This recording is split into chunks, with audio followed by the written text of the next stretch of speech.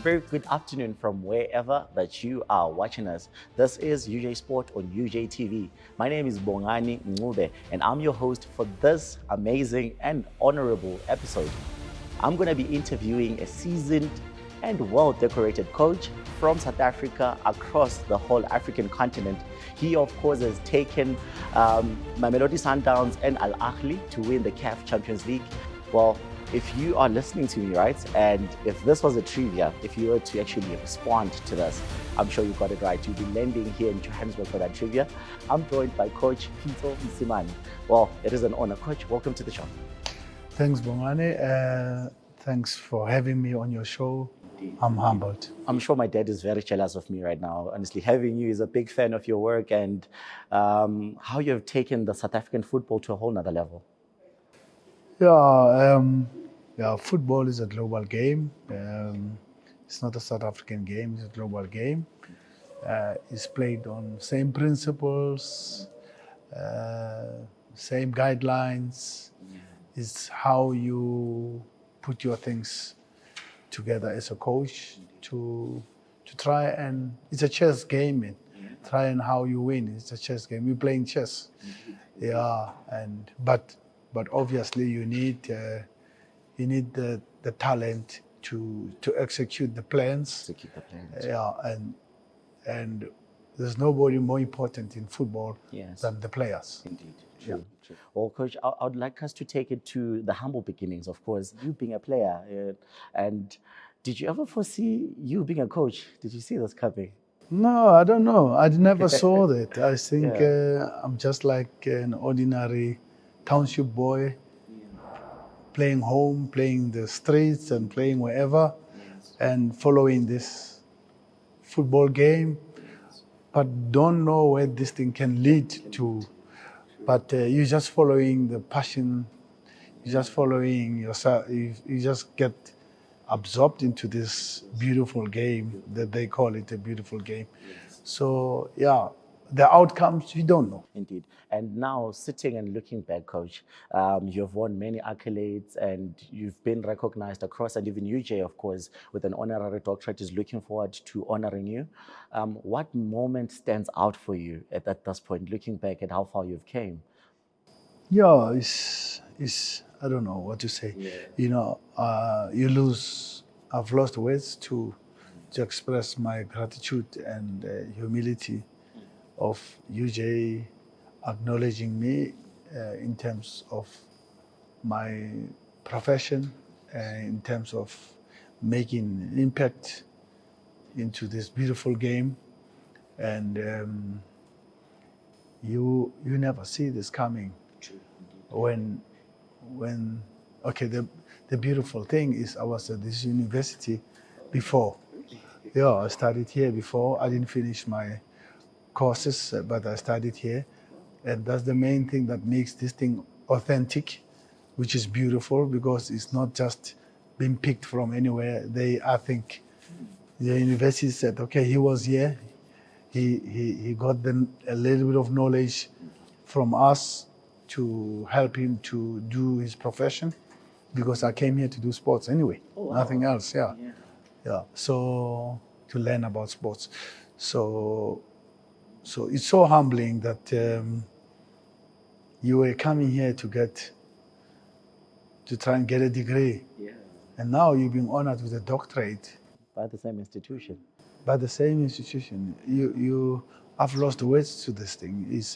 I don't know what to say about this, but it's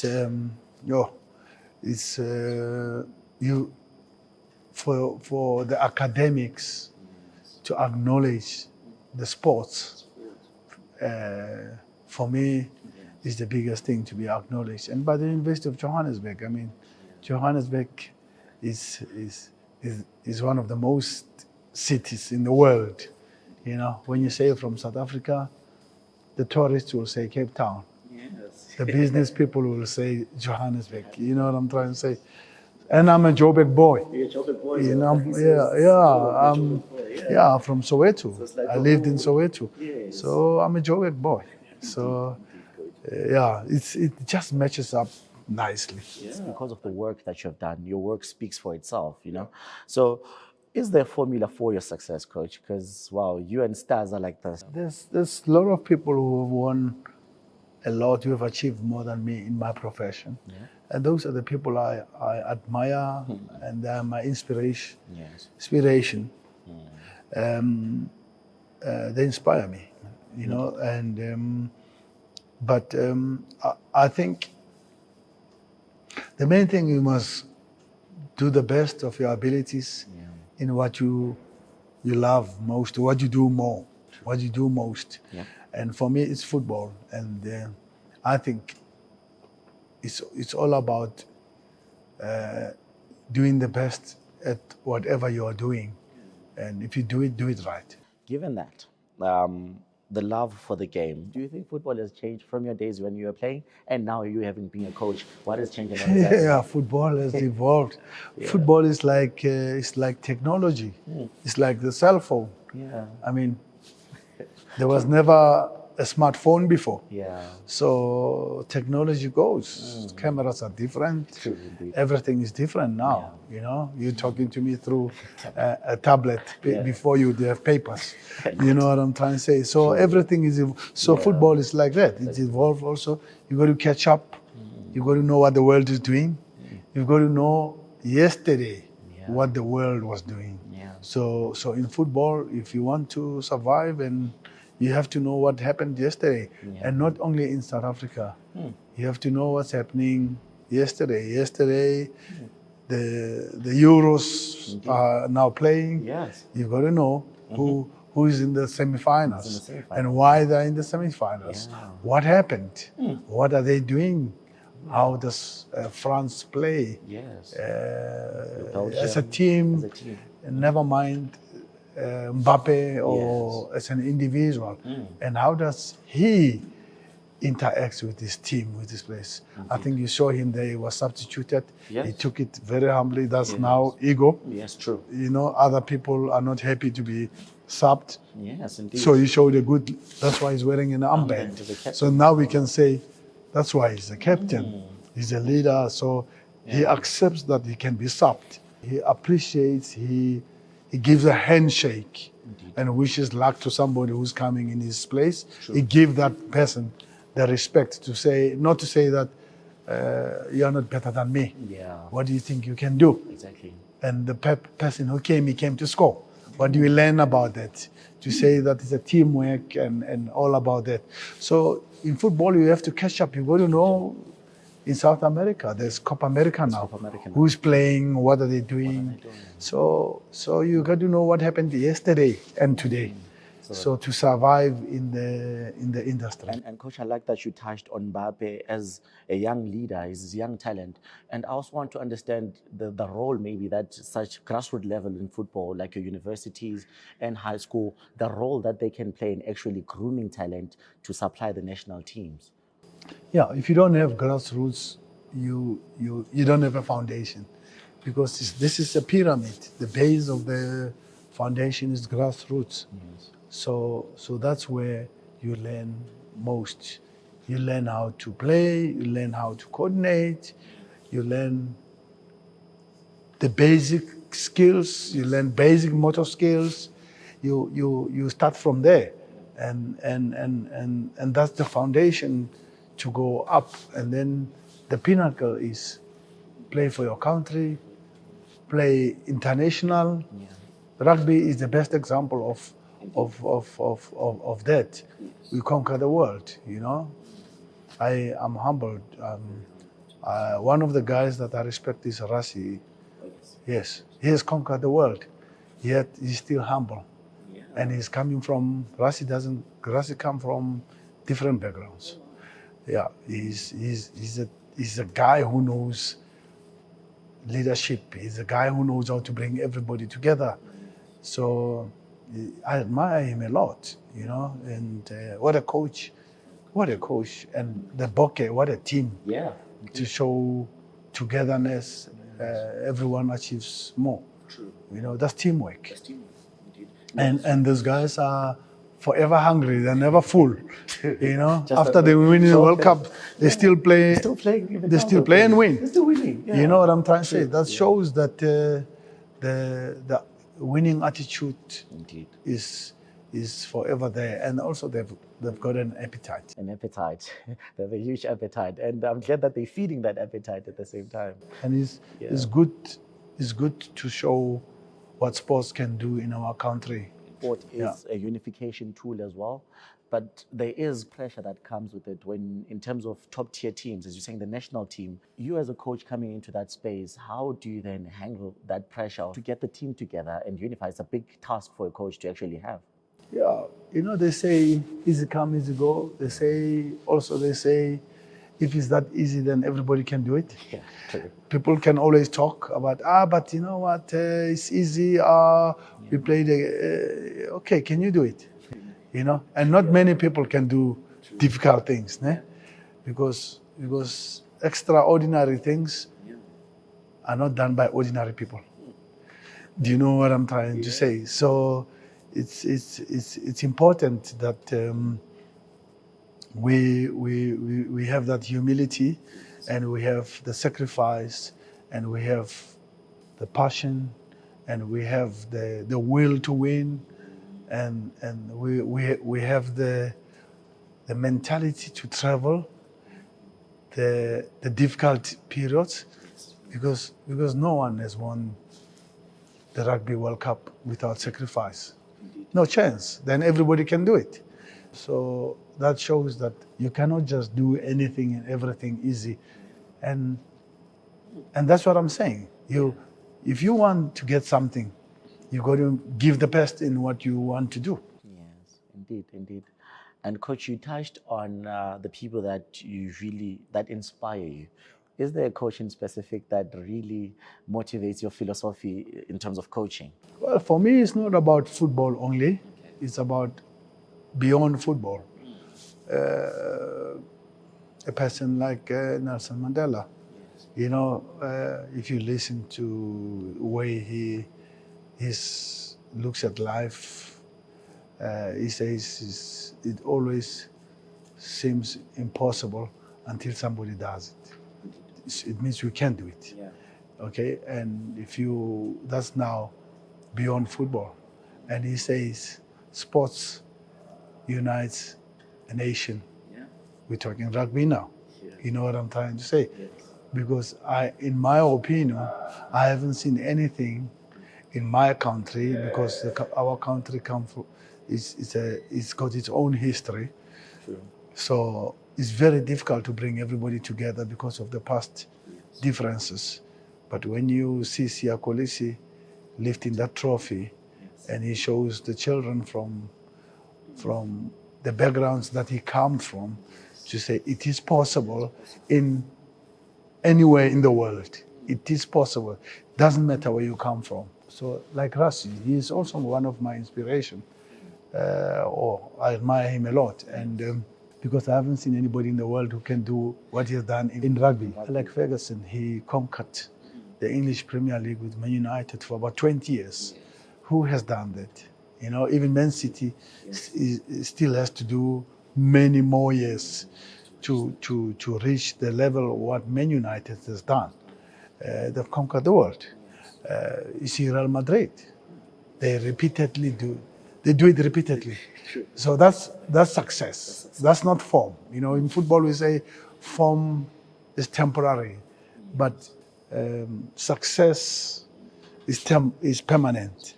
And we're saying we put it in that way to say, can you do it again? Let's see if you can do it again. So if you do it again and again, it means you understand the subject matter. So you found a formula. You know what I'm saying? They say plus is permanent. So people like Jose Mourinho, who have done amazing things in football in terms of mentality, bringing team together, making the players perform the best out of that. So can you make your team win? How do you know how to put the team together? I'm not talking about talent. It's beyond talent. Talent alone is not good enough. So those guys are amazing. Arsene Wenger, how he turned Arsenal with low budget into high achievements. You know, business talks about those things, that you must spend less but make more profits. So that's Arsene Wenger. Yes. You know, and by the way, he come from the financial side. The man has a degree in business, in finances and business. So you see, it's more than the football game. It's more than the talent. And Pep Guardiola will bring all the beautiful things, all the movements, all of that into the thing that football has now. So really is more than that. It's more than the talent. It's more than the coach. It's more than the players. It's no more than the management.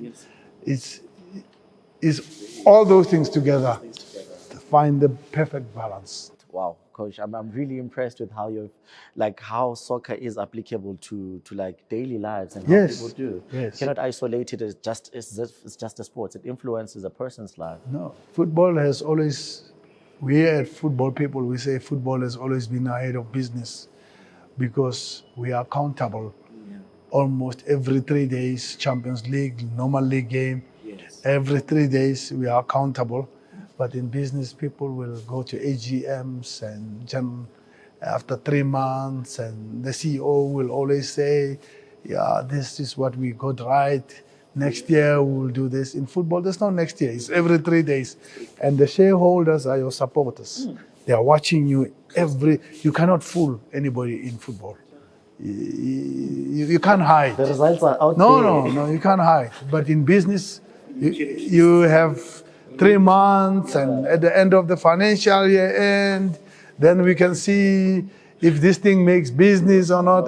Now football has got no space for that. Football, you are constantly being monitored. Every day, and it's on TV. Imagine your work, everybody's watching it. They're measuring you every 3 days. You crumble. Yes, you can't hide. Yes. If your team is not scoring, it's there. And they want to see, what are you doing next to solve this problem? Not next year. Next match. Might find yourself going. So that's why we say football has always been ahead of business. Yeah. But it's just that maybe it's not documented or packaged. In that way that people can understand it in that. That's why Alex Ferguson went to Harvard and teach the art of winning business leadership. Why? From football. Wow. Coach, that's a very different perspective that I had to football. And speaking on that as well, it seems like media has a pivotal role in terms of the business of football and football itself. How then, Coach, is it being used in the right way? Of course, the work is out there and people are doing their jobs, but what is the role of media in maybe developing talent and also destroying talent at sometimes? Yeah, well, you cannot separate media from football because it's like basketball. You can't separate because people want to see, people want to talk, people run shows, business, products wants to be related to what is happening, and marketing the product is media. Whether you do it outdoors, or you do it through social media, it's business. So it's media. How do you make people aware of your product? You have to talk to people through media. So the platform of media is important in football, and also it's also the platform to generate money, but it's also a platform that exposes a lot, as you say. You know what I'm trying to say? But you have to accept it's part of the game. And how will people know you are winning or you are losing or you are doing well if you don't have the media? Sure. Yes, media is everywhere in politics also. Yes. You understand? Yes. We just had elections and we were watching media to say who's what and what's happening, coalition, you know, the new government, how we're going to work together. How do we get that? From media. The media. Media is very important. Plays a huge role actually in the sport. space. And another relationship, coach, I know I'm trying to establish relationships here, but academics and football as well. I think there's also a need, because right now at UJ we do have a team that's playing in the Municipal League. They're doing quite well, but we also always emphasize for the guys to be enrolled into the team, usually there's a certain marks that they need to actually attain. That relationship, does it help maybe as time goes on in the future in their careers to have a strong relationship between academics and football itself? Yes, if you look at the team that the rugby team that won the World Cup, I don't know when was it, but the one before that we had, I think 80% or 90% of academics who have graduated. So if education is not important in sports, we would not be talking like this if I didn't have the little bit of an academic background of human anatomy and physiology that I got from here. How we train players, how we make players fit. You need the science, you need the sports science behind it. So academics are more important, and we talk to players about nutrition, about teamwork. We need to package all those things to players to understand all these things. IT comes in, everything is together. Management, medical, we have doctors. So football, sure, sports brings everything in together. You know, we hosted the World Cup. How would you host the World Cup without construction and infrastructure and stadium development? So we don't need football people for that. We need the other part, okay? But by the way, this is the football game. Now we need the players, but we need the crowd. We need to market. We need the media to hype this thing up and to show the world. By the way, is part of tourism. The world now knows. The world was here, so now the world knows what South Africa is about. So we showcase our. So it's a win-win situation. So education and sport, they work together, and especially for children. Yeah. Healthy body, healthy mind. Indeed. You know, that's why we have physical education at the schools. Why? Because of that. Yes, you got the health. You got to get the health part the right way. Took me to that memory lane of the World Cup. You know, FNB Stadium is beautiful.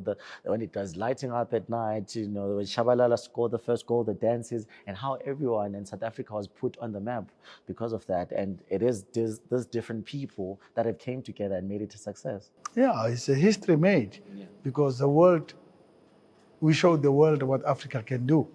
We represented the continent proper. What a successful tournament we had from the beginning to the end. No problems. If it just was flowing, then we have to acknowledge our government. We have to acknowledge our professionals. You have to acknowledge everybody for making this tournament a successful tournament. That shows how good country we have and a beautiful country we have. So anybody, whether you're on the medical side, whether you're from the business side, you had your slice of the cake to that success. To that success, yeah. And coach, towards the end of our interview, what advice would you give to aspiring coaches who actually look up to you? Well, you've got to do what you love most, and you've got to do it to the best of your abilities. And also, sports can change your life.